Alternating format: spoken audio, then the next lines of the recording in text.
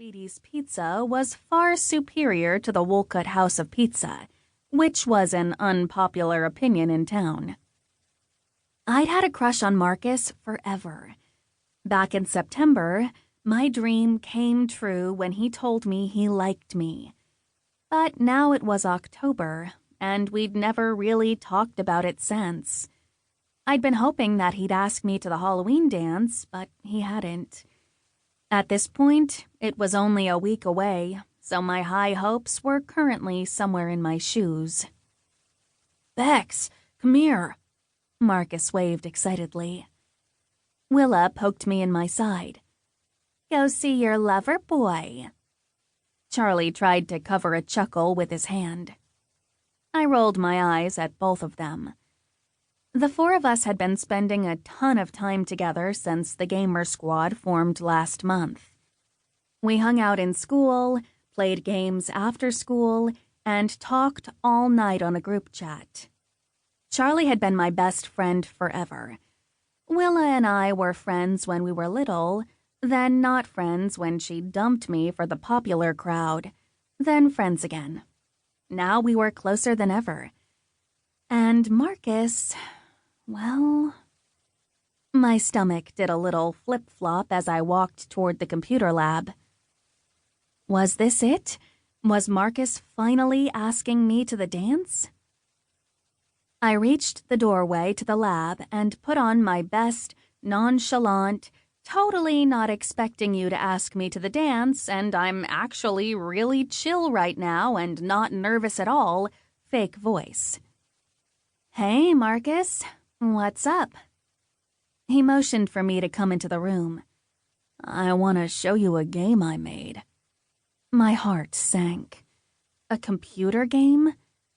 I'd gotten my hopes up, again, and he'd only wanted to talk about games, again. I mean, gaming was my favorite hobby and would hopefully one day be part of my career. But a girl wanted to be asked to a dance now and then, too. I glanced at the wall clock. Okay, but I have only 3 minutes before my next class. Marcus was beaming with pride, but his fingers were trembling a little. Why was he nervous for me to see his game? Was he worried I wouldn't like it? He led me to the closest computer terminal. His hand hovered over the keyboard.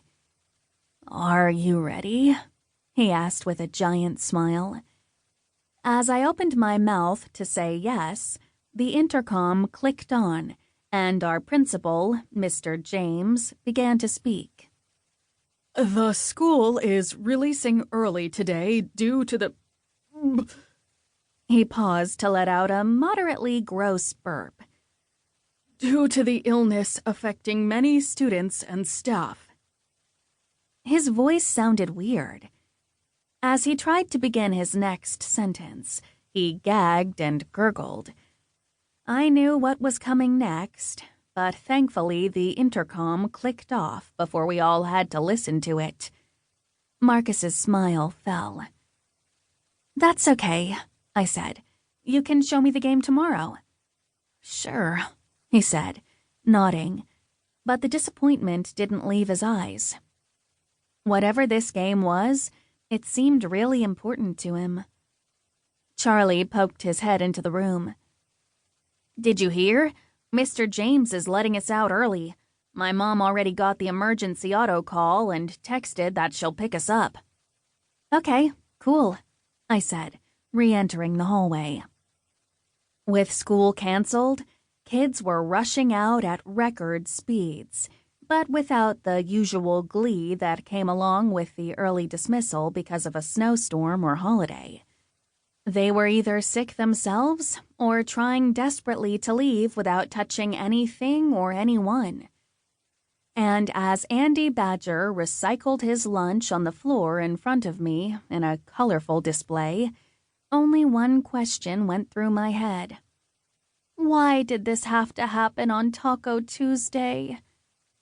The next day, I would have many more questions. 2.